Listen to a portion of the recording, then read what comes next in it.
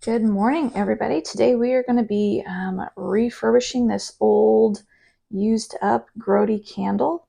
We're going to get it all cleaned up, put some new wax in it and some new essential oils and have it looking brand new. So this is a great little trick to do if you're not wanting to pay for new candles all the time. So let's go ahead and get started. All right, first thing we're going to do here is get this cleaned up a little bit. We're going to get all of this like smoke ring off of here. And I think one of the easiest ways to do it is just with some wet paper towels. If you wanted to use like a kitchen sponge with a little bit of soap, you could do that too. But I think most of the time this works just fine. So we'll get this kind of cleaned up a little bit. And I'm also boiling some water on the stove right now because that's what's going to help us lift all that old wax out of the bottom there. So I'll get this cleaned up a little bit and then we will get our hot water in here. Okay, we got some hot water here that I just boiled, and so we'll just go ahead and pour this into our candle here and kind of take this not quite all the way up to the top. So what's going to happen is all of the wax that's down at the bottom is going to, once it warms up, it'll actually just kind of like float all the way up to the top in a disc, and then it makes it really easy to remove the old wax. As you can see, we already have some wax bubbles that are kind of popping up there. So I'm going to let this cool down to room temperature, and then we can kind of move on to the next thing.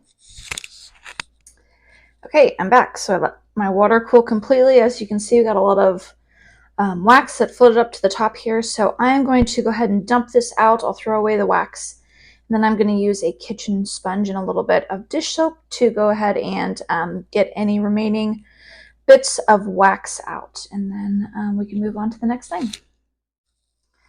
Okay, so here's all of my wax that I pulled out here. We do still have a few spots in here, and I'm just going to take a little sponge here and scrub this a little bit. So I'll do this for a minute here, and then we can take our wick out down at the bottom there. Okay, so our jar is all nice and cleaned out here. Looks good. Now we're going to try to get the wick out of the bottom there. I think the easiest thing to use is usually just a butter knife. Usually. And then I just pry it out. So it comes out just like that. So that looks good. Now we're ready to go ahead and put some fresh wax in here.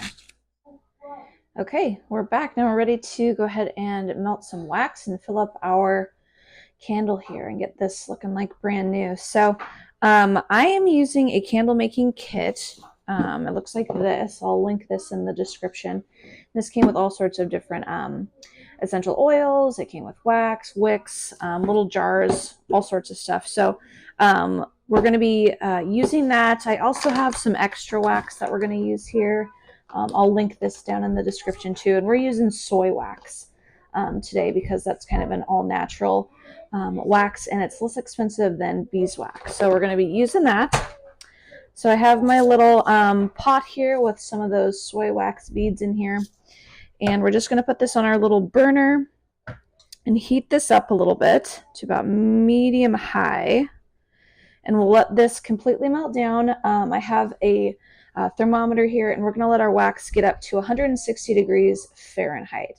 So once we are at that point, we'll go ahead and turn down the heat and then add in some essential oils. Okay, we're back. As you can see, our wax is nice and melted. Excuse me. I put the thermometer in. We are up to 160 degrees Fahrenheit, which is good. So now we can turn our heat off. And I'm just going to take my carafe here and set this on a little trivet. And this needs to cool down to 140 degrees Fahrenheit before we can add in our essential oil. So it'll take a few minutes to cool down, and then we'll go ahead and add our oil. Okay, our wax has cooled down to 140 degrees Fahrenheit. Now we can go ahead and get ready to pour this into our little jar here. So we're going to put our wick in first. So I think the easiest thing to do for that is, here's my wick. This came with this kit here. Then it has this little holder, whoops, that you put right on top of your jar to keep your wick in place. So I think the easiest thing to do is to just take a little bit of wax and kind of pour it right down in the bottom there. I'll take my wick and put it right in the center, or as close to the center as I can. There's just kind of thread it through the holder like that, and then just kind of let it cool down a little bit, and then let it firm up. Okay, so now we can go ahead and add our essential oil, and the reason we let this cool down to 140 degrees is because if it's any hotter than that, your essential oil will kind of scald in your wax, so you obviously don't want to do that. So today we're going to be using some rosemary essential oil. I kind of like to use that in the fall. And I will say that not all essential oils are created equal. I think it is worth it to pay a couple extra bucks if you're buying these online, and make sure you get them from kind of a reputable place. So it's up to you how much you want to use. I'm going to use about half of an eyedropper worth here, since I'm just doing one candle. So we'll squeeze that in there. Give this a good stir with my spoon. And I can already smell it. It smells really good. All right, so I'll give this a quick stir, and then we'll pour this in. Okay, our essential oil is mixed in there. Now we can go ahead and kind of pour this. You can tell that our wick has kind of firmed up here and the wax is hardened. I am still going to hold on to the wick just to make sure that it doesn't move around, and just kind of slowly pour this in. And I would leave about a ½ inch of headroom there. So I will let this cool down completely, and then we'll go ahead and light this and see what it looks like. Okay, we're back. Our wax has solidified here. It looks good. So our wick is still a little bit on the long side.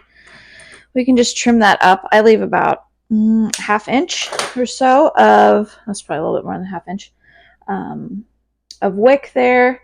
Now we can go ahead and just go ahead and light this. Just like that. So I think this looks really good. This is a great way just to, refurbish an old candle, reuse it, because candles are super expensive. So this is a pretty easy way to just go ahead and make your own. So I'll link a couple of those products that I use down in the description if you guys want to see that. Otherwise, I hope you guys like this, and I hope you guys make some candles of your own. So we'll see you next time.